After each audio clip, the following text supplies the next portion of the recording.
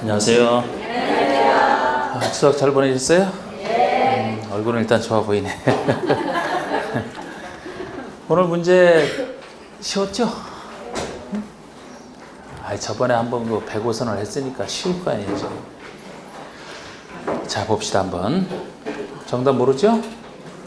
1번에 5번, 2번에 3, 3번에 1, 3번에 4, 4번에 1, 5번에 2, 6번에 3, 7번에 2, 8번에 4, 9번에 3, 10번에 1, 11번에 4, 12번에 1, 13번에 3, 14번에 1, 15번에 1, 16번에 4, 17번에 4, 18번에 4, 19번에 3, 20번에 5, 21번에 4, 22번에 1, 23번에 3, 24번에 3, 25번에 4, 26번에 1, 27번에 3, 28번에 4, 29번에 3, 30번에 2, 31번에 5, 32번에 2, 33번에 1, 34번에 3, 35번에 4, 36번에 3, 37번에 5, 38번에 1, 39번에 3, 40번에 2.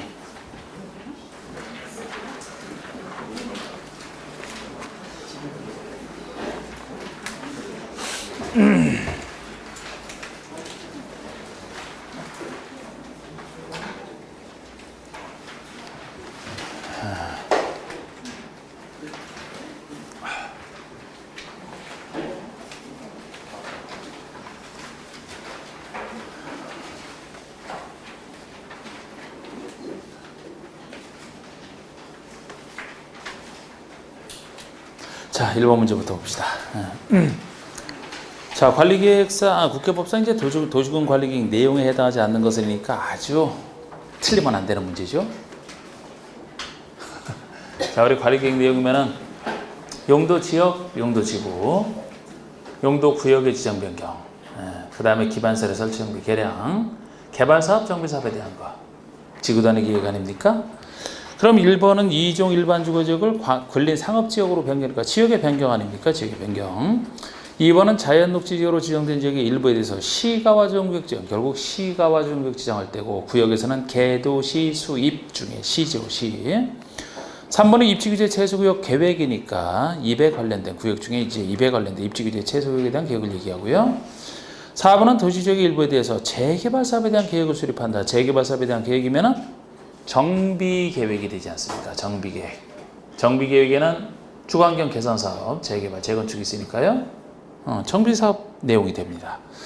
그 다음에 5번이 산업유통 개발진해지구로 지정된 지역에 대해서 기반시설 부담구역 지정할 때니까, 기반시설 부담구역 지정하는 것은 요 구역 얘기는 관리계획상 용도구역 쓰임새에 따른 구역이 아니라고 했잖아요.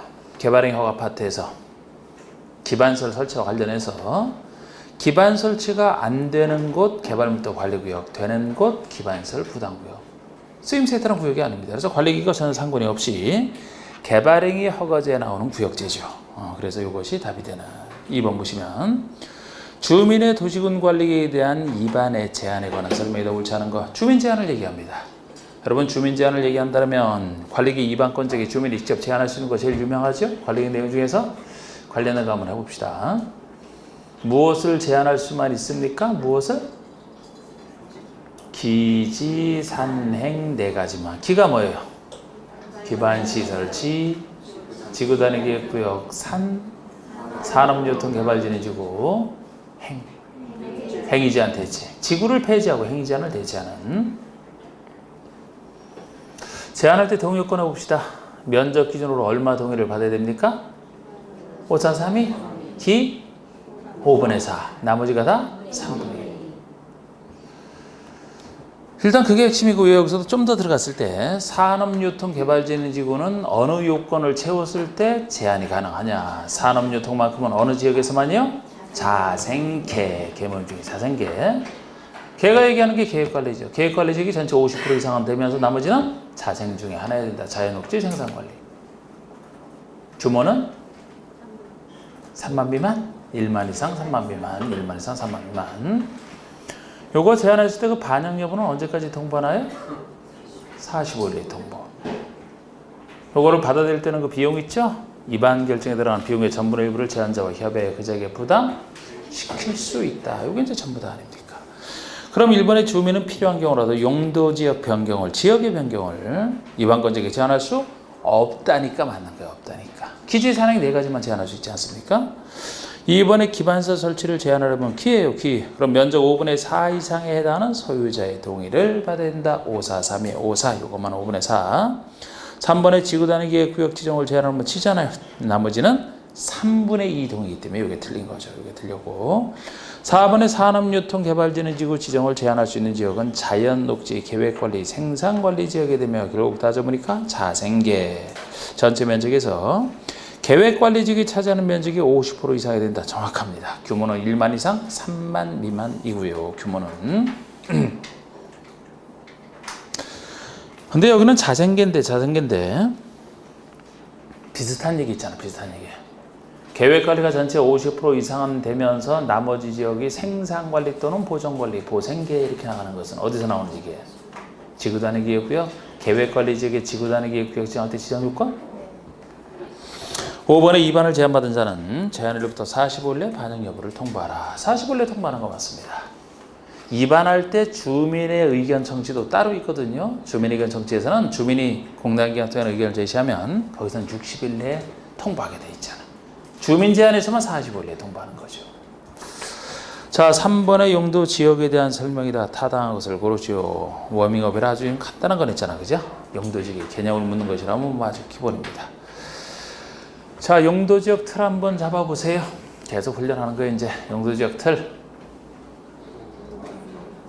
토관농자 도시지역이 조상공록 요것이 다시 세분되는 거. 주거지역이 전일준으로 전용이 1, 2종, 일반이 1, 2, 3종. 상업지역은요 중1 근유, 중심 일반 근린 유통. 공업지역은 전일준. 녹지가 보생자. 관리지역이 보생계.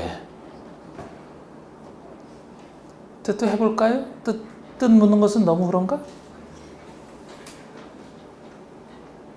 의견을 얘기해. 뜻 한번 해볼까? 자, 우리 주거지역에서 전용주거는 어떠한 주거환경을 보호하기 위해서 합니까? 양호한. 1종, 2종 나눌 때는 1종, 2종 나눌 때 단독주택 중심이냐 공동주택 중심이냐. 일반이 편리하니고 요것이 1, 2, 3종 나눌 때는 저층, 중층, 중고층, 저층이 4층이야지 하는. 준주거라면은 주거기능 위주로 하되 상업기능 보완. 상업지역에서 중심이요? 중심? 도심, 부도심의 상업업무기능 확충. 일반이면 일반적인 상업업무기능 담당이요. 근린이라면 근린 지역에서의 일용품 서비스 공급, 일용품 서비스 공급에 그치는 유통. 도시한 지역 간 유통기능 증진 이렇게 나오는. 공업에서 전용공업이면요 중화학 공해성 공업. 일반 공업이면 환경을 저해하지 아니하는 공업 배치. 준공업이면은 경공업 기타 공업을 수용하되 주거 상업 업무기능 보완이 필요한. 녹지 중에 보존 녹지면 말하기 뭐예요? 그냥 뭐 보존 녹지 보존이 필요하다 그 얘기밖에 없어요. 생산 녹지라면 농업적 생산을 해서 개발을 유보, 자연 녹지라면 불가피하고 제한적인 개발이 허용되는 관리지역 중에서 보존관리라면 자연환경 보존지역으로 지정하기가 곤란한 곳이요. 생산관리라면 농림지역으로 지정하기가 곤란한 곳, 계획관리라면 도시지역으로 편입이 예상되는 지역, 자연환경을 고려해 제한적 이용개발을 하려는 지역, 농림지역은 아니 이거 물어보는 게 민망해서 물어볼까 말까 하다가는 당연히 알고 있는 걸 짚는다 해서 또 뭐라 그럴까 봐. 근데 갈수록 어떻게 얘기가 줄어드네. 농림 하면 농을 분석해야지. 농업진흥지역, 보존산지 등으로서 농림업 진흥을 위해서 나가는 자연환경 보존지역이면 자연환경 수자원, 해안, 생태계, 문화재 보존과 수산자원의 보호 육성에서 필요한 보존할 것들을 쭉 열거하고 있는 가장 기본입니다. 이것이 1번에 2종 전용주거잖아. 전용주거니까 양호한이 나와야 되고 2종이니까 공동. 그런데 공동 좋아요. 편리한이 틀렸지 않습니까? 이게 양호한이죠. 양호한. 2번에 2종 일반이니까 편리한이 돼야 되고요. 2종이니까 중충이 돼야 될 겁니다. 중충 좋아요. 근데 양호한이 편리한으로 바뀌어야 되고 3번에 일반 공업이라면 경공기타 공업을 수행하되 주상 업무기능 보완이 필요하다면 준공업을 얘기하죠. 준공업. 4번의 계획관리지역은 도시로 편입이 예상되는 지역 또는 자연환경을 고려해 제한적 이용개발을 하려는 지역으로서 계획적 체계적 관리가 필요한 계획관리 정답. 5번에 3종 일반주거라면 일반주거니까 편리한이 될 것이고요. 3종이니까 중고 충주택 중심으로 편리한 그래야 될 겁니다. 그런데 주거기능 위주로 이를 지원하는 일부 상업 업무기능 보완이 필요하다 그러면은 준주거가 되니까 틀린 거죠. 자, 4번 문제는 다음은 국계법에서 용도지역 등의 결정 절차상의 특례를 사설하고 있다. 가장 잘못된 것은 원래는 용도지역 지정할 때는 도시군 관리계획 세워서 지정을 해야 됩니다만 특례라는 것은 관리계획 세울 필요가 없다는 점에서 특례다 크게 두 가지. 공유수면 매립지가 아닌 기존의 땅 타법률에서 지정된 거. 자, 하나하나 봅시다. 나온 대로 1번에 자연환경 보존지역 안의 농지 중에 농지법에 한 농업진흥지역으로 지정고시 된 지역은 이 법에 한 농림지역으로 결정고시된 것으로 본다. 농업진흥지역이 농림지역으로 저절로 의제가 되려면 어느 곳에 있는 땅을 전제로 한다 그랬어요? 관리지역에 있는 땅을 전제로 하지. 농림지역보다 행위전에 완화되어 있는 관리지역이 문제가 되는데 더 완화되어 있는 도시지역은 아예 농업진흥지역 지정을 못하는 땅이라 관리지역만 전제가 되어 있습니다. 그래서 전제가 틀렸어요. 자연환경 보존지역이 있다라면 농림지역으로 의지할 필요가 없습니다. 관리지역 안에 이렇게 바꿔줘야 돼요. 관리지역 안에. 만약에 똑같이 관리지역 안에 산림 중에 보존산지로 지정고시가 됐다. 그러면 그건 어떻게 됩니까? 농림 또는 자연환경 보존지역 둘 중에 하나로 의지되는 것은 보존산지고 관리지역을 전제로 하는 건 똑같고. 자, 이번에 항만법에는 항만구역으로서 도시지역에 연접된 공유수면 도시지역에 연접된 공유수면이니까 도시지역으로 결정고시된 것으로 본다. 자, 우리 도시지역으로 의제되는 거 5가지가 있습니다. 그죠? 그거 한번 떠올려 볼까요? 요거 지금 요거 했고 요거랑 또 다음 것이 어촌왕법에는 어항구역으로서 역시 도시지역에 연접한 공유수면이 되겠습니다. 또 뭐가 있어요? 전원개발 사업구역부터 하고 싶어요? 전원개발 사업구역 발전소 있자니까 도시로 갈 수밖에 없다. 근데 거기서는 예외 있죠? 예외? 무엇을 설치한 전원개발 사업구역 예정구역은 제외. 수력발전소는 상간백지에 설치하니까 도시로 갈 필요 없다. 또 송전, 변전, 설비만을 설치하는 것도 간단한 것이라 의지되는 게 아니다. 또 뭐가 있습니까? 택지개발지구 또 산업단지 중에서 무엇을 뺀? 농공단지를 뺀 국가, 일반, 도시첨단. 농공단지는 도시로 갈 필요 없다. 자, 2번 맞고 3번은요. 공유수면인데 바다에 하나예요. 바다인 공유수면의 매립 목적이 이웃하고는 용도지역의 내용과 같으면이에요. 같으면. 관리계획 위반 결정 절차 없이 해당 준공, 매립 준공구역은 매립의 준공인가로부터 이웃하고 있는 용도지역으로 지정된 것으로 본다. 정확합니다. 매립지가 나오면요. 항상 그 매립 목적이랑 이웃하고 있는 용도지역 내용을 비교를 해서 둘의 내용이 같으면 특례예요. 지금 이것처럼. 특례가 인정된다고 했을 때는 관리계획 세울 필요 없이 이웃하고 있는 용도지역으로 지정된 것으로 본다. 이것도 주의하셔야 됩니다. 만약에 혹시 지정고시가 들어갔다면 틀려요. 지정고시는 의제가 안 되죠. 특례가 인정돼도 새로 생겨난 땅이라 고시는 특광시장서가 해야 된다 그랬죠. 맞습니다. 만약에 둘의 내용이 다르다든지 둘 이상의 용도지역에 걸쳐 있거나 이웃하고 있다 그러면은 전체가 같지 않기 때문에 다른 경우라면 관리계획 결정을 해서 매립 목적대로 지정하는 수밖에 없습니다. 자, 농농단지는 도시로 이제되지 아니한다니까 맞는 거고, 농농단지는 도시로 이제되지 아니한다. 5번에 전원개발 사업규모 예정구역 도시지역으로, 다른 얘기 없으면 그냥 요거는 도시지역으로 의제가 되는 겁니다. 혹시 뭐 수력발전소, 성변도 설비만 설치하겠다 그러면 제외가 되겠지만, 자, 5번은 국회법상 용도 지구별 행위 제한에 대한 설명으로 틀린 거, 지구별 행위 제한에 나왔어요. 지구별 행위 제한. 그럼 조례냐 아니냐 그 근거만 보시는. 자, 역시 이것도 하기 전에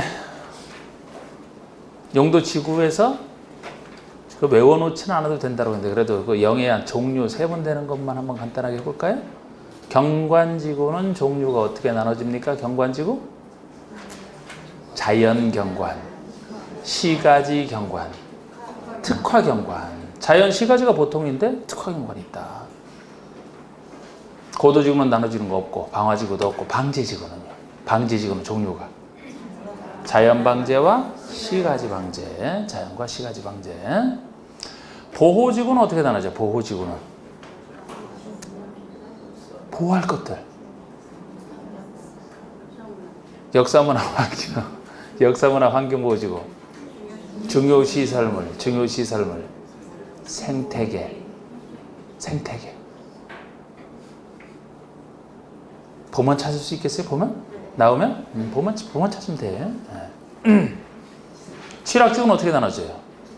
자연과 집단으로. 개발지는 지구는 주거, 산업유통, 관광휴양, 복합, 특정 용도 제한지구도 나눠지는 거 없고 복합용도지구도 나눠지는 건 없고 지금 이건 행위제한만 해.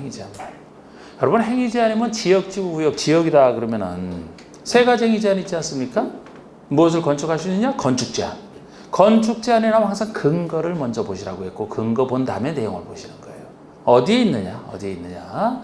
그리고 건축제한과 건폐율, 용적률 세 가지 제한이 지역의 틀 아닙니까? 근데 건폐율, 용적률은 우리가 이제 따로 여기서 하는 거고. 그럼 지구에서 행위 제한하면은 건축 제한만 있는 거예요. 건축제한만. 건폐율, 용적률은 여기는 없잖아. 구역도 건축 제한만 있는 것이고. 그럼 근거만 있는 거예요. 근거만. 지역의 건축 제한 근거가 지역이 전국을 대상으로 하기 때문에 원칙이 대통령의 0이고 예외적으로 개별법, 특별법이 적용되는 예외가 존재했죠? 지역. 어째 표정이 다 까먹고 온 표정이야 지금. 그냥 다 아는 내용 그냥 귀찮게 물어봐서 그러죠. 그럼 지구는 지역을 보충하는 작은 것이니까 원칙이 0이 아니고 조례가 된단 말이에요. 조례. 지방의원들이 정하는 조례. 도시계획 조례. 조례에 의하지 않는 예외 대표적인 세 가지를 기억하시고 나머지는 조례 아닙니까? 구역이라면 특별법이냐 국회법이냐 이렇게 근거가 따로따로 있고요. 근데 여기 예외 세 가지도 고도지역에서는 높이가 핵심이니까 예외를 인정할 수밖에 없고 취락지구는 들어가는 곳이 한정되어 있으니까 그 고유 특성을 살려서 예외를 인정한다 그랬고 개발지는 지구도 개발을 해야 되기 때문에 고유 특성 때문에 예외를 인정하고 다른 건 예외 없잖아요. 그러면 자연 취락이라면 지금 여기서 예외를 표현하고 있는 게 1, 2, 3번 1, 2, 3번, 5번이에요. 1, 2, 3번, 5번 1, 2, 3번, 5번에 예외가 다 나와 있습니다. 1, 2, 3, 5가 아닌 나머지는 다 조례 이렇게 보시면 돼요. 무엇으로 정하는 걸 지을 수 있다 없다도 사실 그것도 아직까지 그 수준으로 물어보지도 않았어요. 무엇으로 정하는 이것만 보시면 되겠습니다. 그래서 1번의 자연취락지구, 자연취락이 여러분 어느 곳에 들어가는 게 특징이에요? 어느 지역에만 들어갈 수 있습니까? 자연취락이? 녹지 비도시. 주상국에는 못 들어가잖아. 녹지와 관농자에. 그러면 녹지와 관농자에 들어가는 게 특징이니까 그 들어가는 곳에 대한 행위에 대한 근거, 지역에 들어가는 게 특징이니까 지역에 대한 근거인 대통령령 그랬잖아. 그래서 지금 자연철학 주관에서 건축할 수 있는 건축물은 4층 이하의 건축물의 하나의 원칙이다 이렇게 했는데 이게 바로 대통령령에 나와 있기 때문에 우리가 내용을 볼 수 있고 그 내용을 보시면 4층 이하 제한이 들어가 있는 거예요. 그래서 이거는 0에 의한 내용입니다. 0에 의한 내용. 다른 건 0에 의한 우리가 볼 수가 없잖아. 볼 수가 없잖아요. 그런데 그 0에서는 4층 이하 제한하는 게 지구 중에서는 자연취락지구밖에 없어요. 자연취락지구밖에. 지구 중에서는 4층 이하 자연취락지구만 제한이 있습니다. 지역에서는 4층 이하로 제한하는 게 뭐가 있나요? 지역 중에서는 3군데 있잖아. 3군데. 응? 지역 중에서 4층 이하 제한하는 곳은 일종 일반?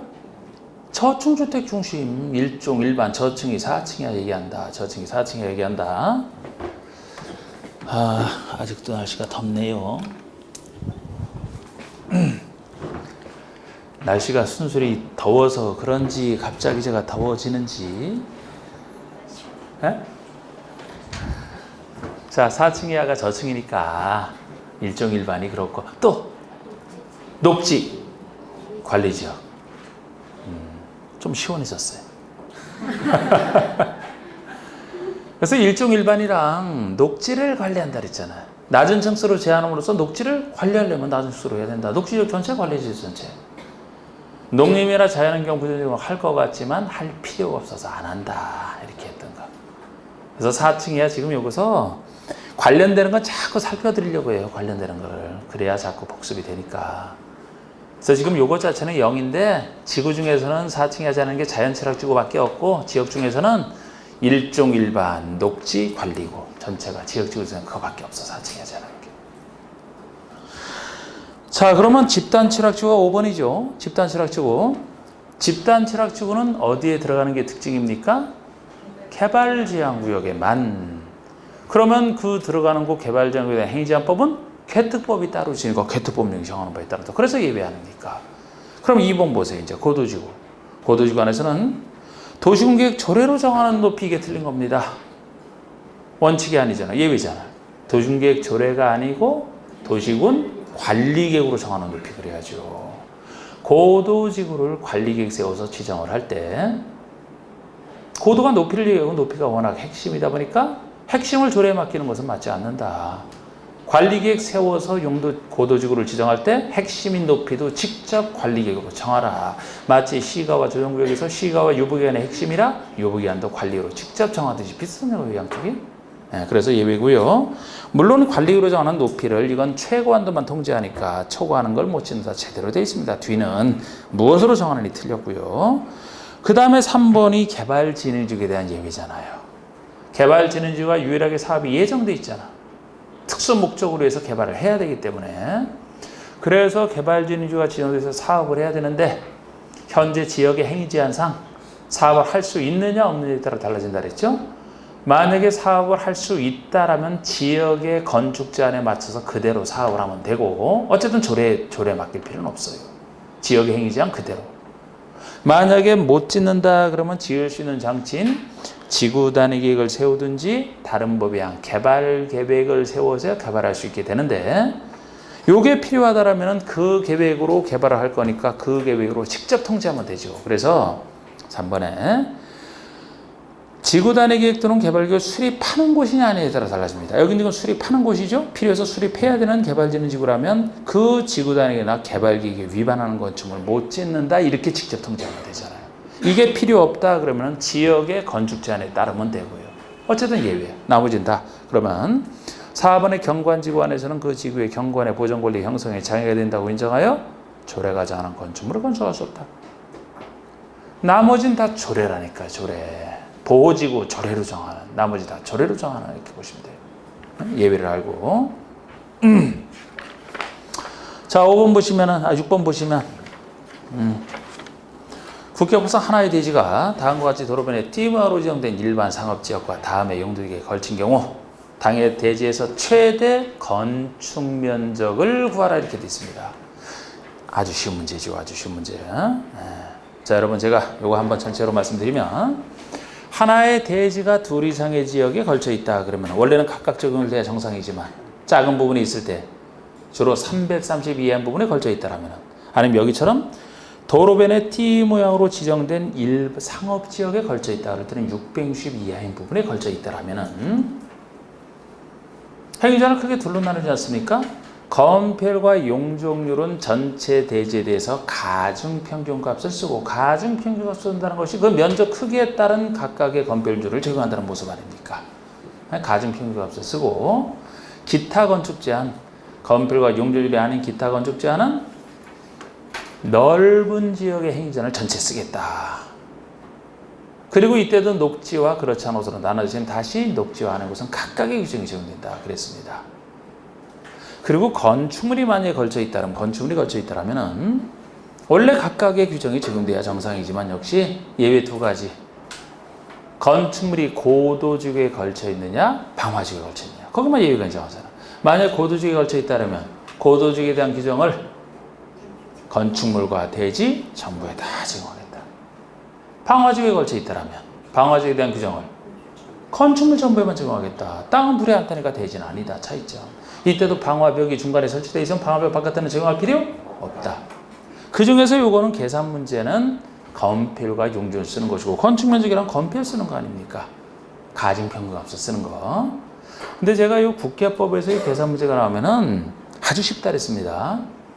결국 가중평균값을 쓰기 때문에 330, 660 이하의 부분이 있든 없든 뭐 녹지가 끼어있든 말든 상관없어. 어느 경우나 다 똑같아요. 건축면적 구하려면 각각의 나눠지는 그 대지의 건축면적을 다 구한 다음에 더해주면 끝이에요. 연면적을 구하라? 각각의 연면적 구해서 더해주면 끝입니다. 어느 경우나 국회법에서는. 그럼 여기서는 이제 계산만 잘하면 돼요. 산수만. 다른 건 물은 거 아니잖아. 그러면은 지금 여기서 이 쉬운 거를 다 구해서 더해주면 되는데 여기서 산수를 잘못해서 틀렸다 그러면 땅을 칠로 노릇아닙니까 이게? 자, 그러니까 잘 저기다 적용을 해야 돼요. 이게 500제곱미터, 500제곱미터. 녹지 지역이 100이고 일반 상업이 400입니다. 여기다 이제 곱하기만 잘하면 돼요. 곱하기만 잘하면 이쪽에 건축 면적에 따르면 대지 면적 곱하기 건폐율이니까 2종 일반의 건폐율이 나와 있죠? 얼마예요? 60, 0.6을 곱해줘야 되고 녹지 지역은 20, 0.1을 곱해주면 될 것이고 일반 상업이면은 80, 0.8을 곱해주면 되겠네.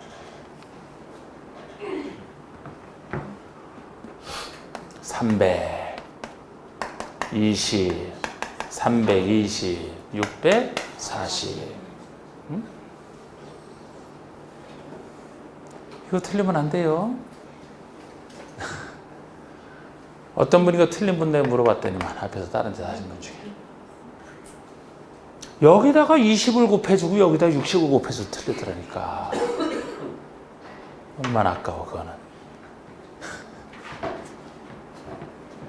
7번 국교부산 공동구에 대한 기술 중 옳은 거.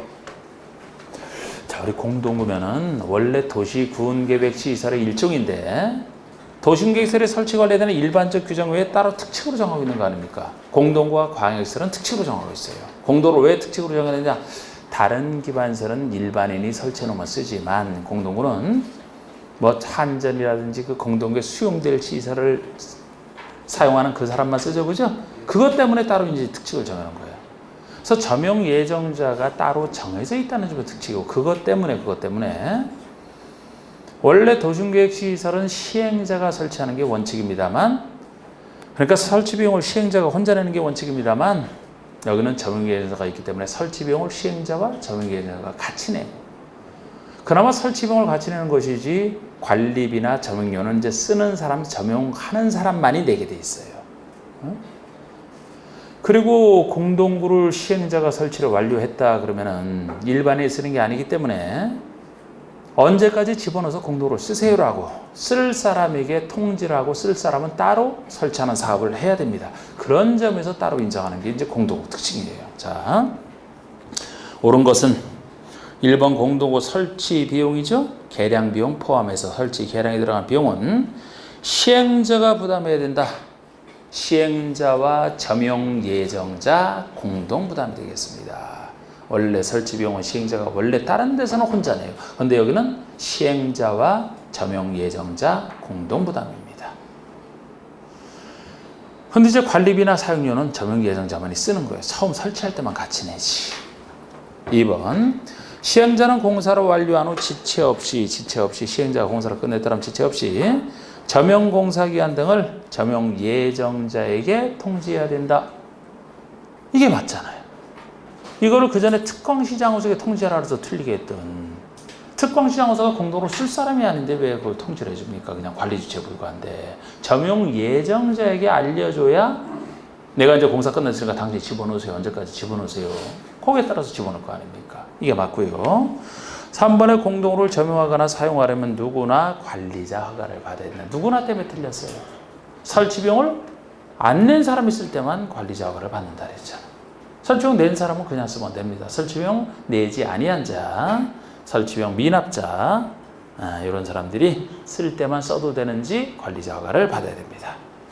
4번에 공동 관리에서 드는 비용, 관리 비용이죠. 관리 비용은 관리자인 특광시장호석가 부담한다. 관리자는 특광시장호석 맞아요. 근데 관리자는 돈 안 내. 원래 관리자가 관리 비용 낼 것 같은데 점용하는 자가 함께 부담입니다. 점용하는 자가 함께 부담이에요. 관리자는 점용하는 자들 중에서 면적고리에서 이제 비율만 정해줍니다. 부담 비율만 정해주고 점용하는 자들끼리 함께 부담이에요. 그 다음에 5번에 정비구역이 330만 제곱미터를 초과한다. 뭐 정비구역이나 도시구역 마찬가지인데요. 이럴 때는 시행자는 공동으로 설치해야 된다. 공동으로 설치 의무가 적용되려면 어느 정도 사업일 때? 200만 초과시, 200만 초과시. 공법에서 200만 제곱미터 나오는 거 이거 하나밖에 없어요. 공동으로 설치 의무와 관련된 거 200만 초과 큰 사업할 때 설치 의무를 집니다. 자, 우리 공동구에 대한 것 중에 또 중요한 거 하나 더 있죠? 여기는 안 냈지만 공동구가 설치되면은 공동구에 수용할 시설은 빠짐없이 수용돼야 돼. 웬만한 건 다 의무적 수용으로 들어가 있습니다. 웬만한 건 의무적 수용. 그러나 두 가지는 안전상 문제 때문에 공동구 협의회 심의를 거쳐 수용할 수 있는 거 있잖아. 할 수 있는 거. 임의적 수용 두 가지. 가스관, 하수도관. 가스관, 하수도관. 가스 터질까 봐. 하수도 오염 문제 때문에 중수도, 상수도 이런 건 당연히 집어넣어야 돼요.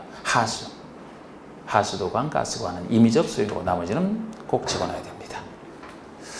자, 8번 보시면 국회법상 도심계획시설 결정의 해제 신청제에 대한 설명 좀 옳지 않은 거. 도심계획시설의 해제 신청제다. 그러면 지금 위치가 도심계획시설 부지로 결정이 된 상태에서 사업 시행이 안 되고 있을 때 보조 중에 2년, 10년, 20년 중에 어디 있는 거예요? 10년 미시행시. 10년 미시행시의 제일 유명한 보조체가 매수 청구고, 그 다음에 해제, 권고제, 해제 신청제가 있죠? 세 가지 제도 중에 하나입니다. 그럼 해제 권고는 특광시장한수가 지방의회 사이에 하는 것이고, 해제 신청제는 신청이익은 그 개발 못하는 토지 소유자가 직접 해제를 신청하는 구조예요. 해제를 한다면 도심계획 시설 결정이 도시군 관리계획 위반 결정 절차를 거쳐서 결정이 됐다면 해제도 똑같은 절차. 위반권자가 해제를 위반하고 결정권자가 해제를 결정해야 해제가 되는 것이죠.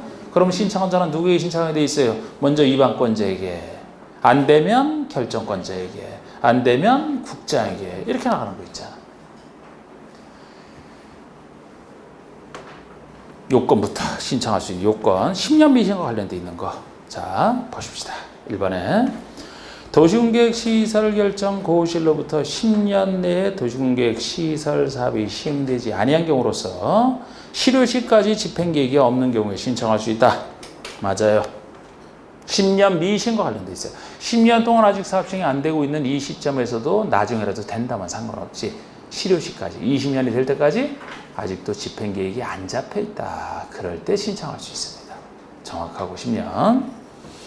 2번 토지 소유자는 먼저 관리계획 위반권자에게 해제 위반을 신청할 수 있다. 이 경우 위반권자는 신청을 받은 때로부터 3개월 내에 위반 여부를 결정하여 소유자에게 알려야 된다. 입안권자가 신청받을 때 통보하는 기간, 그 다음에 결정권자가 통보하는 기간, 결정권자가 결정을 해야 되는 기간, 요 순서대로 해놓고 요게 숫자가 어떻게 된다 그랬어요? 3위는 6이다. 3위는 6이다. 그럼 입안권자는 3월 내에 알려주는 거 맞습니다. 3번. 입안권자가 해제 위반을 하지 아니하기로 정하여 신청인에게 통지했다. 해제 위반을 안 하겠다. 아니면 위반을 하기로 통지가 왔어도, 위반하기로 통지가 왔어도, 통지를 하고 실제 위반했어도 결정권자가 결정을 안 해주는 경우가 있죠. 6개월 내에 안 해주는 경우. 둘 중에 하나입니다. 제가 문제 해결 안 됐을 때, 그때는 입안권자에게서 안 됐으니까 소유자는 관리기 결정권자에게 해제를 신청할 수 있고, 4번의 결정권자나 신청을 받은 때부터 3개월 내 결정 여부를 정하여 소유자가 알려는 이게 2개월이 돼요. 2개월. 특별한 사고 없으면 해제하라 이렇게 돼 있습니다. 뭐 이거 그냥 의례적으로 써놓는 얘기고 이게 2개월이 됩니다.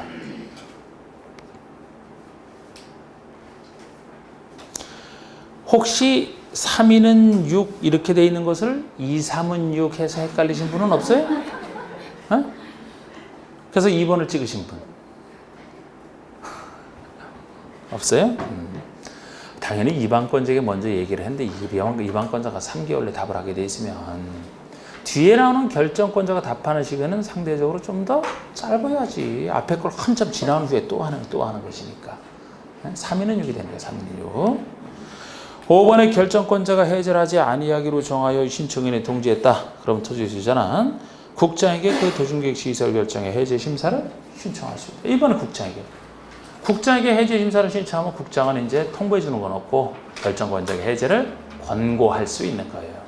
그럼 이 결정권자는 입안권자가 입안을 통보한 때로부터 일정 기한 내에 결정을 해야 되고 결정권자 스스로 결정을 통보한 때로부터 일정 기한 내에 해야 되고 국장으로부터 해제 권고를 받았다. 권고를 받은 때로부터 일정 기한 내에 해제를 해야 되죠. 해제 결정을 그게 6개월 내에 결정하는 것이고 여기는 없지만 그래서 3위는 6 이렇게 되는 거 아닙니까? 9번 다음 중 지구단위 계획구역을 지정할 수 있는 곳이 아닌 것. 지정할 수 있는 곳. 항상 지구단위 계획구역은 지정할 수 있는 곳과 지정해야 되는 곳을 구별하셔야 돼. 지정할 수 있는 곳은 제일 많지만 개발 용도인 땅이면 필요한 경우 지정할 수 있고 보존 용도만 안 되고 그걸로 충분하고 지정해야 되는 곳은 지금 여기서 물은 건 아니지만 외울 수밖에 없다 그랬죠? 지정해야 되는 곳 그거 한번 해볼까요? 지정해야 되는 곳? 2가지.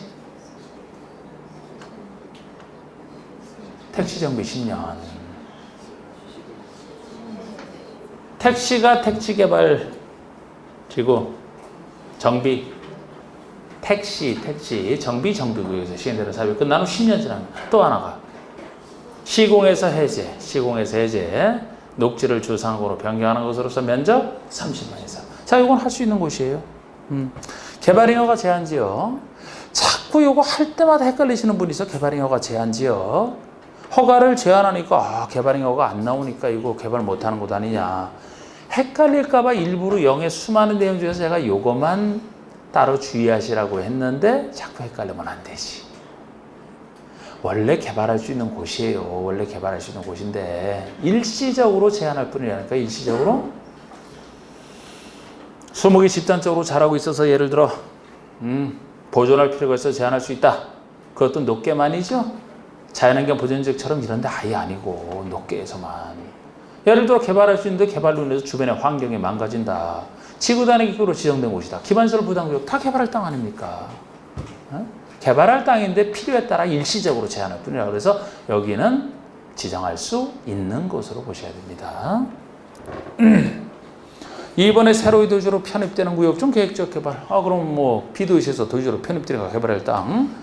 답은 시가와 지정구역이죠. 시가와 지정구역은 시가와 유보기간 동안에 개발을 막는 곳이잖아. 막는 곳. 여기서 해제가 돼야 된다. 해제가 됐을 때 가능하죠. 해제가 됐을 때. 해제가 돼야 가능하잖아. 예를 들어 개발제한구역, 시가와 지정구역, 도시자연보험구역, 공원 보존할 땅에는 안 돼요. 해제가 돼야 가능하지 않습니까? 정비구역, 개발할 땅 아닙니까? 3개 이상 노선이 교차하는 대중교통 결절지로부터 1km 이내. 유명한 얘기. 대중교통 결절지니까 개발할 땅 아닙니까? 엄청나게 개발할 땅이죠. 1km 이내. 대중교통 중심지 3개 이상 노선. 이곳에 전부 일부 다 가능하죠. 10번에. 다음 중 지구 단위계 내용에 반드시 포함되어야 되는 것이 아닌 것. 자, 우리 지구 단위계 세울 때 필수사항, 나머지는 선택사항, 필수사항인데 필수사항이라면 사업을 하게 만드는 것이니까 목적이던 사업 자체를 들어갈 수 있게 만드는 거. 일단 건축 제한을 풀어줘야 되죠. 그래야 그 용도가 들어가지. 건축 제한을 풀어주고 그 정도 크기가 들어야 되니까 크기를 결정하는 것이 면적, 높이고 면적을 결정하는 것이 건폐율, 용적률, 높이, 높이의 최고한도, 최저한도. 그리고 여기에 필요한 기반설. 여기에 필요한 기반설이 4번이고요. 2, 3, 5번이 목적이던 사업 자체를 할 수 있게 만들어주는 장치잖아요. 이것만이 2, 3, 4, 5번만. 1번은 교통처리계획은 필수 아니죠. 선택사항에 불과하지. 11번에 국계법 56조 여기가요. 특광시장에서 허가를 받아야 할 수 있는 행위는 허가를 받아야 할 수 있는 행위 개발행위 허가를 얘기합니다. 난개발 방지 개발행위 허가. 건축물이 있는 대지의 건축법 위반 분할 제한 면적 미만. 요거는 허가 대상 아니잖아. 왜? 건축물이 있는 대지라. 이렇게 일정한 땅이 건축구상 분할 제한 면적 미만으로 잘게 쪼개지는 것을 난개발로 봐서 통제하는 규정은 국계법과 건축법 두 군데 있어요. 그런데 건축법에서는 기존 건축이 있는 땅을 항상 전제로 한다 그랬잖아. 기존 건축이 있는 땅을 전제로 해서 없는 땅 말고. 이것이 기준 면적 똑같이 써요. 일정한 면적이 작게 미달되게 분할하는 것을 그쪽에서는 분할할 수 없다. 분할 금지, 분할 금지. 이때 기준 면적은 같이 쓴단 말이에요. 이 기준 면적이 주거지역, 기타지역. 주거지역, 기타지역은 얼마? 기준 면적? 60. 공업지역은? 상업지역은? 녹지는? 이건 분할 금지란 말이에요. 똑같이 써요. 근데 여기서는 허가받아 할 수 있다는 걸 그냥은 못하고 허가받아 할 수 있잖아요. 이건 분할 금지라니까? 그래서 건축법상 분할이 금지되는 것은 허가되어서 빼고 나머지 할 수 있는 것 중에서 금지 안 되는 것 중에서 허가받아 할 수 있게 나가는 거죠. 그래서 이것은 아예 못하는 겁니다. 못하는 거. 이번에 전답사의 지목 변경을 수반하는 경자활한 토지 형질 변경이다. 형질 변경의 원칙은 허가하지만 경자활한 형질 변경이라면 농사짓기의 형질 변경이기 때문에 비록 전답사의 지목 변경을 수반하더라도 다른 지목 변경이 수반되면 큰일이에요. 큰일. 근데 전답 사이에 농과 밭에서 형질 변경이 된다. 그러면 이것은 가벼운 것이다. 허가 대상이 아니다. 3번의 형질 변경을 목적으로 하는 토속의 지치라면은 형질 변경이 목적행위 아닙니까? 토속 지치는 수단이고 그러니까 목적행위인 형질 변경에서 허가를 받으면 되기 때문에 토속 지치는 따로 받을 필요 없다. 이 토속 지치가 허가 대상이 되려면 그냥 토속 지치가 나오든지 형질 변경을 목적으로 하지 않는 토속 지치 이런 식으로 돼야지. 토속 지치 자체가 목적일 때 여기서 허가를 받는 거예요. 4번에 관리지역 안에서 울타리 밖에 야외에 물건을 일괄해서 쌓아놓는 거. 자, 우리 물건을 일괄해서 쌓아놓는 경우는 녹관자에서만 그랬잖아. 자연환경 보호상 나왔기 때문에 주상호는 처음부터 관련이 없고 녹지 관농자 중에서는 농림지역은 영농편 이상 일부로 뺐다. 여긴 관리지역 아닙니까? 그러니까 허가를 받아야죠. 그 다음에 도시개발 사업에 의한 개발행위라면 당연히 아니죠. 도시군계획 사업이고 여기 개발행위 허가는 사적 개발행위. 도시군계획 사업이 아닌 걸 전제로 하기 때문에 답은 4번만 되는 겁니다. 12번 보시면 국계법상 개발밀도 관리구역에 대한 설명이 좀 옳은 것인데 개발밀도가 너무 심해서 관리 들어가는 기반서 설치하려고 보니까 설치가 곤란할 정도로 너무 개발이 심해서 건폐율을 강화하는 이게 개발밀도 관리구역의 기본 아닙니까? 1번 특광시장 호수가 지방도시인 심의를 거쳐 지정합니다. 맞아요 이게. 자, 제가 국계법상 행정청이다 그러면은 관리기로 결정하는 내용이 제일 많습니다. 근데 관리기 결정으로 하는 내용이라면 관리기 결정권자가 지정권자라고 했잖아요. 근데 관리기 내용이 아니다 그러면은 주로 특광시장 호수가 한다. 여기 개발밀도 관리구역, 기반시설 부담구역, 개발행위 허가 다 관리기 내용 아니잖아. 그럼 특광시장 호수가 하죠. 지방 특광시장 호수니까 지방도시원의 심의를 거쳐. 2번 개발도 관리구역은 도시군 관리기로 지정한다. 관리기 내용 아니죠. 3번에 개발도 관리구역을 지정할 때 지방도시원의 심의 전에 주민의 의견을 들어야 한다. 심의 전에 주민의 의견을 듣느냐 안 듣느냐? 안 들어요. 반대가 뻔해서 안 듣는 케이스입니다. 기반설 부담구역은 들어요. 그 둘의 차이점이에요. 그게. 제가 주민의 의견 정치는 전체 주민의 이익에 관련된 부분이니까 의견을 듣는다 그랬잖아. 작은 일은 안 듣죠? 예를 들어 개발행위 허가, 뭐 건축 허가 이런 개별적인 허가는 안 듣잖아. 큰 일에도 듣잖아. 근데 큰 일 중에서도 반대가 뻔하면 일부러 피해가려고 안 듣는다. 큰 일 중에서도 반대가 뻔한 경우 이 케이스입니다. 예? 용적률이 50%까지 강화되는데 좋았어. 누가 있습니까? 4번에 녹지와 계획관리지역에서의 개발행위로 인하여 기반설의 수용 능력이 부족할 것으로 예상되는 지역 중 기반 설치가 곤란한 지역을 대상으로 지정할 수 있다. 기반 설치가 곤란한 지역 하면 개발도 관리국의 전형적인 특징입니다. 그런데 어디서가 틀린 거예요? 어디서가? 녹지와 계획관리 지역이 아니죠? 어디예요? 주상공이지, 주상공. 기반 설치가 곤란할 정도로 개발이 심하게 이루어진 곳이라면 도시지역 중에서 주상공밖에 없잖아. 녹계는 어디서 나오는 얘기입니까? 개발행위 허가 제한에서 수목이 집단적으로 자라고 있다. 조수로가 집단적으로 서식하고 있다. 우량육이 등으로 보존할 필요가 있는 그거 할 때만 녹색탁 높게 했던 거잖아. 일부러 이것도 이렇게 내봤어요. 여러분들이 높게 외웠다고 여기서 제대로 써먹으라고. 녹게가 아니지. 주상공이 주상공.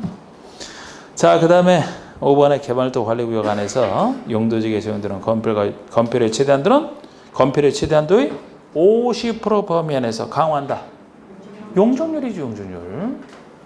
건폐율이나 용적률을 0에 따라 강화한다. 그럼 맞아요. 근데 50%라는 숫자가 나오면 그건 0의 내용이고 0에서는 건폐율 손대지 않습니다.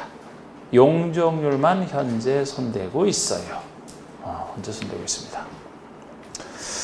자, 우리가 시작한 지 지금 50분이 지났는데 어떻게 이거 이제 우리 105선 할 때가 급했지. 어떻게 그냥 50분 지났는데 좀 더 하고 해서 그냥 두 타임으로 나눠서 할까요? 응? 좀 더 해도 괜찮죠? 네.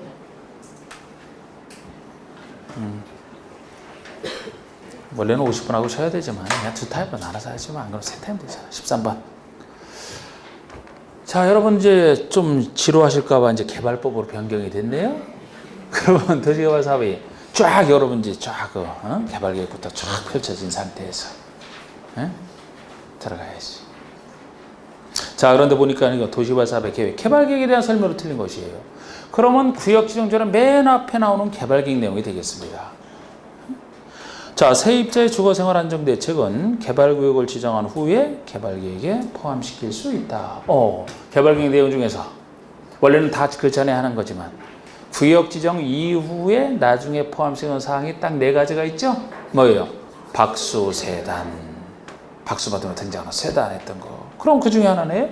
세입자 주거생활 안정대책이니까 밖이 뭐예요? 구역 밖에 기반시설 설치할 때 비용 부담 계획. 소용 사용의 세부 목록 고시.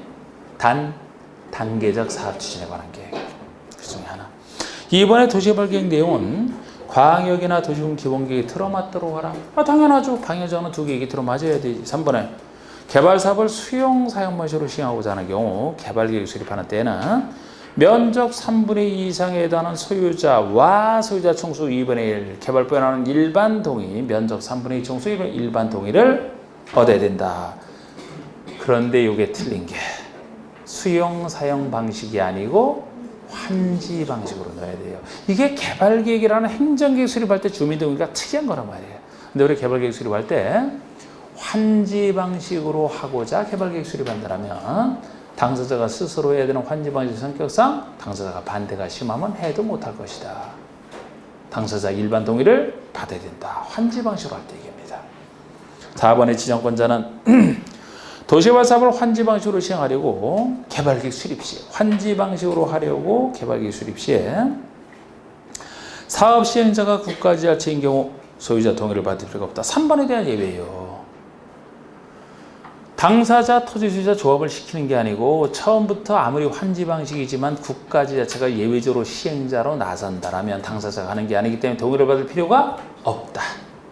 5번 330만 이상인 구역에 개발 계획을 수립함에 있어서는 주거 생산 교육 등의 기능이 서로 조화를 이루도록 노력해야 된다. 제일 규모인 330만 이상 대규모 사업일 때 여러 가지 조화가 도시를 이루는 기능이 조화를 이루도록 온전한 도시로 개발하는 규모 제일 규모가 330만 이상.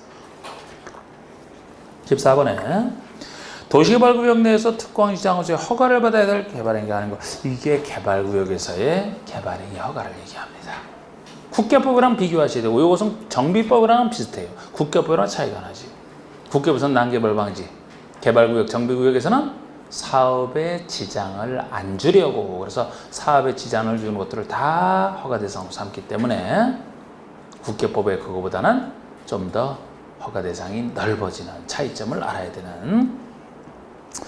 자, 옮기기 쉬운 물건을 1월 이상 쌓아놓는 행위, 이게 허가 대상 아닙니다. 왜요? 옮기기 쉬운 것이기 때문에. 옮기기 쉽다면 옮길 때 돈이 하나도 안 들어간다. 옮기기 쉽지 아니한 물건이래야, 옮기기 쉽지 아니한 물건이래야 옮길 때 돈이 들어가니까 사업에 지장을 준다 그랬잖아요. 그래서 이게 답이고, 건축의 대수선. 국계법에서는 건축의 건축만 난개발로 봅니다.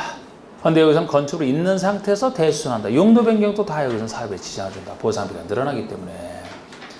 그런데 정비법이랑 차이점을 본다라면은 요 대수선만 정비법에서는 허가 대상에서 빠지죠. 정비법에서는 그 차이. 여기서 이제 개발법이니까 이건 허가 대상 맞아요. 정비법에서는 아닙니다. 공유수용 매립 형질빙결 속에 들어가는 거 아닙니까? 4번의 토지의 형질빙결을 목적으로 하지 않는 토속 채취니까 토속 채취가 사실가 목적이고 허가 대상 되죠. 그리고 경작지에서 관상주의 임시식재. 임시식재니까 가벼운 것이다. 그런데 경작지이기 때문에 허가 대상이 되는. 경작지라면 관상용 종목을 농지기 때문에 관상용을 키우는 땅이 다 경작지예요. 그래서 그 용도로 쓰기 때문에 아무리 임식지라도 허가를 받아야 됩니다. 여러분, 중목의 벌채식지면 원칙적으로 허가 대상이죠? 국계법은 아니고, 국계법에서는 나무 심는 게 난개발 아니잖아. 그런데 개발법 정비에서는 중목의 벌채식지가 원칙적인 허가 대상이죠? 그런데 임시식재 나오면 허가 대상 아니에요. 다시 경작지가 나오면 허가 대상이 되는. 15번에 개발법상 공공시행자는 필요한 경우에는 도시개발 사업의 일부를 주택법에 따른 주택건설 사업자 등으로 하여금 대행하게 할 수 있다. 이게 개발법상 대행이에요. 공공시행자가 못하는 경우는 없어. 공공시행자가 사업을 하는데 사업의 효율적 추진을 위해서 민간에게 대행시킬 수 있는, 공공이 민간에게 대행시키는 그 사유를 얘기합니다. 그 사유가 아닌 거. 토지 매수업만 손실보상하면 이게 답이죠. 오히려 민간인이 다른 사람 민간인 찾아가서 당신 땅 살 테니까 돈 얼마 어떻게 할 거야? 손실보상 어떻게 해줄 거야? 힘듭니다, 상당히. 이거는 오히려 공적인 지위에 있는 사람이 잘하는 거라 그랬어요, 그죠? 여기 개발법상 대행은 민간에게 대행을 맡기는 거라고. 그런데 지금 1번 얘기는 반대로 시행자가 공공기관에게 위탁할 수 있는 업무예요. 공공기관에게 위탁할 수 있는 반대 업무지. 요거랑 또 뭐가 있습니까? 공공기관에 위탁할 수 있는 업무가 주민이주대책은 너무 쉽죠, 그죠? 주민이주대책은 어차피 공익을 위해서 하는 것이라 주민이주대책, 뭐 기초조사 이런 게 이제 여기 들어갑니다. 공공기관이 잘하는 부분. 설계, 민간 설계사가 잘할 것이다. 3번에 부지조성공사, 5번에 기반설공사, 공사도 민간 건설업자, 건설 전문가가 잘할 거 아닙니까? 4번에 조성조제 분양, 상냥한 민간인이 잘 분양할 것이다. 요 네 가지만이잖아. 2, 3, 4, 5번. 16번에 개발 사업을 수용 사용 방식에서 시행하는 경우 토지 등의 수용 사용에 대한 설명이다. 옳은 거. 개발 사업은 세 가지 방식이 있습니다. 수용 사용 방식, 환지 방식, 혼용 방식. 수용 사용 방식이라면 일반에게 시행자가 수용을 해서 취득한 상태에서 일반에게 공급하는. 그래서 수용 방식이면은 조성 토지가 주된 땅, 조성하지 않은 상태 원형지 이 두 땅을 놓고 생각을 하셔야 되고, 환지 방식으로 한다면 이제 환지 아니면 보류지 두 땅 놓고 따로 이제 이론 전개하는 거 아닙니까? 지금 수용 사용 방식에서 지금 다른 거 물은 게 아니네. 수용 사용을 물었어요. 수용 사용을 물었어요. 그런데 이 수용 사용도 공법에 나오는 네 군데 수용 사용 중에서 개발법이 이제 특이한 게 있거든. 필요한 땅 자체를 간단하게 수용하는 게 아니고 아주 도시개발 사업으로서 크게 수용 사용하기 때문에 그 특성 때문에, 큰 사업의 특성 때문에 민간인 차별받고 그 사업 인정 받은 시기가 좀 달라지고 하는 그런 특색이 있거든요. 1번. 행정청이 시행자의 하나여 토지 등을 수용 사용할 수 어디가 틀렸나요? 하나여 때문에 틀렸어요. 행정청인 시행자든 비행정청인 시행자든 민간 시행자 다 수용 사용이 가능합니다. 도시개발사업 자체가 도시구훈계획사업, 공익사업에 속하기 때문에 이 사업을 한다면 시행자의 권한이, 단지 이제 여기서는 큰 사업이기 때문에 시행자의 권한이지만 민간 시행자는 엄청난 요건을 갖춰야 된다. 이제 그런 차별을 받을 뿐이지. 수용사용에서는 주택법에서 수용사용만 도시계획사업이 아니기 때문에 공공사업 주체가 국민주택건설과 관련해서만 인정된다 그랬죠? 다른 법에서 수용사용은 다 모든 시행자의 권한이잖아. 그래서 1번 틀렸고 2번에 토지 소유자가 시행자라면, 민간 시행자를 얘기해요. 토지 소유자가 시행자라면 수용 사용하기 위해서 어떤 요건을 갖춰야 되느냐? 사업 대상 토지 면적 3분의 2 이상에 해당하는 토지 소유자의 동의와 소유자 총수 2분의 1 이상에 해당하는 자의 동의를 해야 된다. 그런데 어디가 틀렸느냐? 이게 일반동이란 예외 중에 하나인데 일반동이랑 숫자를 같아. 내용이 달라. 면적 3분의 2 이상에 해당하는 토지 소유자 동의가 아니고요.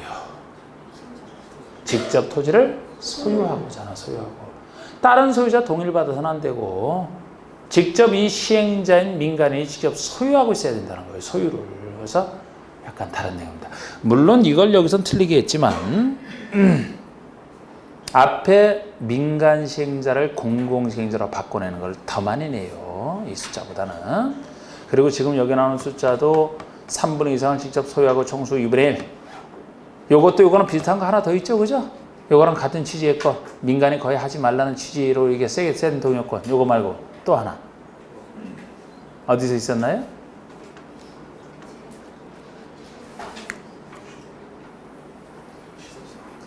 도심계획 시설 사업에서, 국계법에 나오는 도심계획 시설을 설치하는 도심계획 시설 사업에서 행정청의 아닌 시행자 중에도 사인 민간인이 지정받기 위해서는 엄청난 요건을 따로 갖춰야 된다. 그래서 사실 민간인은 하지 말라는 얘기나 다름없다. 거기나 여기나 비슷한 취지예요. 여기도 수용사용 방식은 민간인이 할 수 있는 길은 있지만 사실상 이 요건 채우기가 힘들어서 하기 힘들다. 그래서 사실상은 공공시행자가 주로 수용사용 방식에 따라 하는 겁니다. 엄청난 차별이잖아. 3분 이상 소유하고 이게 힘들다 그랬잖아. 3번에 수용사용에 대해서는 공토법을 우선 적용한다. 우선이 들어가서 틀렸어요. 우선이. 이 법에 있는 규정이 있으면 이 법의 규정을 먼저 쓰고 각종 특례를 먼저 쓰고 없는 내용에 대해서 공토법을 규정하는 거 아닙니까? 우선만 지워버리면 돼요. 이 법에 없는 내용에 대해서 공토법을 보충적으로 적용하는 겁니다. 없는 내용에 대해 우선이 아니에요. 4번의 수용사용의 대상들은 세부 목록을 고시한 때 공토법에 사업인정 고시로 본다. 이게 유명한 얘기인데 이게 맞게 돼 있고, 다른 법에서 수용 사용을 한다라면은 언제 사업인정 받은 것으로 보는 시기, 각각의 법에 의한 사업시행권을 딸 때, 도심계획 시설 사업이면 실시계획 고시가 있는 때, 정비사업이면 사업시행 고시가 있는 때, 주택법이라면 사업계획 승인을 받았을 때 그렇게 얘기를 하잖아. 사업시행권을 딸 때. 그런데 개발법에서만 실시계 고시가 있어야 사업시행권을 따는데 그때가 유일하게 아니잖아요. 여기 수용상의 세부 목록이면 개발계획의 내용이었죠? 맨 앞에 나오는 개발계획 내용. 가격 올라가기 전에 사업인정 받은 것으로 봐서 수용하겠다는 얘기입니다. 실시계 고시까지 가면 너무 늦다는 거예요. 가격이 너무 많이 올라가서. 이것만 특이합니다. 실시계 고시가 있는 때가 아니고 수용상의 세부 목록 고시한 때라는 거. 5번 재결 신청은 사업인정 고시를 받은 때부터 1년 내 하라. 요거 다 틀리죠. 공법 4군데서 다 사업 시행기간 내에만 하면 돼요. 1년이 아니고. 여기라면 개발계획에서 정하고 있는 사업 시행기간 종료일까지 하라. 이렇게 돼 있죠. 사업 시행기간 내에 재결 신청하는 겁니다. 17번은요. 수용 사용 방식으로 도시개발 사업을 할 때 시행자는 원형지 얘기네요. 원형지를 일정한 지역에 공급하여 개발하게 할 수 있다. 그에 대한 설명으로서 옳지 않은가. 원형지. 원형지는 아무나 못 받는 땅. 받을 사람이 정해져 있고 받을 사람이 정해져 있기 때문에 매각 제한이라는 얘기도 나오고 한도도 나오고 여러 가지 이제 특이한 얘기가 나옵니다. 옳지 않은 것은 1번에 원형지를 학교나 공장 등 용지로 직접 사용하는 자는 원형지 개발자가 될 수 있다. 될 수 있죠? 자, 원형지를 누가 받아요? 국가에서부터 지방공사까지 공공유지로 받으면서 민간 중에서는 공무에서 선정될 정도로 머리가 좋거나 아니면 이렇게 학교나 공장 등으로 직접 사용할 정도로 돈이 많거나 뭐 둘 중에 하나 이랬잖아. 받을 수 있죠. 그래서 이번에 원형지는 도시개발구역 전체 토지 면적의 3분의 1 이내에서만 공급할 수 있다. 이게 공급 한도예요. 조성 토지가 주된 땅이라 그게 일반에게 주는 것이라 그게 많아야 돼. 원형지는 작아야 됩니다. 작다는 한도 중에 하나인 3분의 1을 넘지 못한다. 맞고 3번의 원형지의 공급 가격, 원형지 공급할 때 가격은 어떻게 할 것이냐. 개발기기 반영된 원형지 감정 가격에 기반설 공사비를 더한 금액으로 한다 하면 틀리고 그 금액을 기준으로만 해서 시행자와 원형지 개발자가 협의해서 정한다. 두 당사자가 협의한다. 자, 우리 가격 얘기 한번 해볼까요? 조성토지 가격평가랑 원형지 가격평가가 다르고 환지방식에서 가격평가가 다르잖아. 셋 다 감정평가는 다 한다 그랬죠? 감정평가는 다 하는데 감정평가를 그대로 쓰는 게 수용사용방식에서 조성토지입니다. 감정평가 그대로 쓰는 게 조성토지예요. 물론 그거 작게 정할 수 있는 예외가 존재하지 감정평가 그대로 쓰는 게 조성토지입니다. 원형지는 감정평가를 바탕으로 해서 원형지는 글쎄 시행자가 법에서 정해진 원형지 개발자와 개별적인 공급 계약을 체결해서 하나하나 공급을 하거든요. 그럼 공급 계약 당사자가 가격을 협의해서 정하는 거 아니냐. 그래서 시행자와 개발자가 협의해서 정하는 게 특징이고 환지에서 가격 얘기가 나오면 환지에서는 시행자가 자율적으로 하는 그 특성이 있기 때문에 시행자가 정한다는 거죠. 시행자 혼자. 감정평가를 바탕으로 해서 토지평가협의회의 심의를 거쳐 시행자가 결정하는 게 환지에서 조성토지고 이건 원형지, 당사자가 협의해서 결정합니다. 4번의 국가지자체는 원형지에 대한 공사 완료 공고부터 5년, 원형지 공급 계약부터 10년 중 먼저 끝나는 기간 안에는 원형지를 매각할 수 없다. 원형지 매각 제한에 대한 얘기입니다. 5년, 10년 중 먼저 끝나는 게 이걸 바꿀 수도 있지만 이걸 바꾸지는 않았어요. 원형지에 대한 공급 계약을 체결하고 나서 공급해줬을 때 그 사람들이 공사하기 때문에 10년, 5년을 경제시킨다면 먼저 나오는 공급 계약으로부터가 긴 10년이고 뒤에 나오는 공사 완료 공고로부터 짧은 5년에 대한 이건 맞는데 국가지자체라서 틀린 겁니다. 국가지자체는 매각 제한을 받지 않는다. 국가지자체를 제외한 원형지 개발자가 매각 제한에 걸립니다. 국가지자체가 이런 제한 안 받아요. 행정청은 이런 귀찮은 제한 안 합니다. 스스로 안 받아. 5번의 원형지 개발자 선정은 수의계약 방법으로 한다. 항상 일반에게 못 주고 특정해 주는 게 특정 성지상 특정해 주는 게 수의계약. 일반에 주는 것은 경제입찰. 그럼 원형지는 아무나 못 받는 게 특징이니까 원칙이 수의계약. 예외적으로 경제입찰이 있죠. 다만 원형지를 학교나 공장 등 위주로 직접 사용하는 원형지 개발자 선정 요거 하나만 경제입찰입니다. 다른 것들은 다 특정인이 정해져 있단 말이에요. 국가에게 주는 원형지란 국가와 수의계약. 일반인 중에서 공모에서 선정된 자에게 준다. 그자 선정된 자에게 주지 일반에 주는 게 아니거든요. 그자와 수의계약이에요. 그런데 공장이나 학교 용도로 쓴다 그러면은 그 용도로 직접 사용한다 이렇게 돼 있지 사용할 사람이면 누구나 받을 수 있거든요. 누구만 받는다는 얘기는 자체로 없어요. 네. 학교나 공장 용도로 정해주는 건 시행자고 그 받을 사람은 일반인 대상이기 때문에 경제입찰이 되는 겁니다. 유일하게. 근데 항상 경제입찰에 맡겼을 때는 뭐 2번 이상 유찰이 되면은 수의계약을 할 수 있는 건 당연히 따라붙는 얘기고 맞아요. 이게 만약에 조성토지로 하면 어떻게 됩니까? 조성토지라면 원칙이 경쟁입찰. 예외적으로 추첨 또는 수의계약 할 수 있는 예외를 구별하시는 그 틀 아닙니까? 자, 18번까지 하고 싶시다. 개발법상 환지 설계를 평가식으로 하는 경우에 평가식으로 할 때 다음 조건에서 비례율이 얼마냐? 비례율 주어진 거야. 비례율. 자, 우리 환지를 어디다 설계해서 줄 것이냐 할 때 평가식이 원칙이에요. 평가식이라는 것이 정전 토지 가치에 비해서 비슷한 가치의 것을 위치와 상관없이 주는 게 평가식의 원칙입니다. 단지 이제 환지로 인한 토지용이 경미하다 뭐 그럴 때는 예외적으로 그 위치에 그 크기를 주는 면적식이 예외적인 면적이에요. 자, 지금 평가식으로 할 때니까 이제 전체 가격을 평가해서 하거든요. 여기서 비례율이라면 주어진 조건 중에서 찾으면 되는데 평가식으로 할 때니까 주어진 것 중에서 나와 있는 것이 사업으로 조성되는 토지나 건축물 평가액이 있고 환지전 토지나 건축물 평가액이 총 사업비가 들어가네? 그러면 분모 투입 나온 것이 분자 그랬잖아. 그럼 평가식으로 할 때는 분모에 들어갈 게 뭐예요?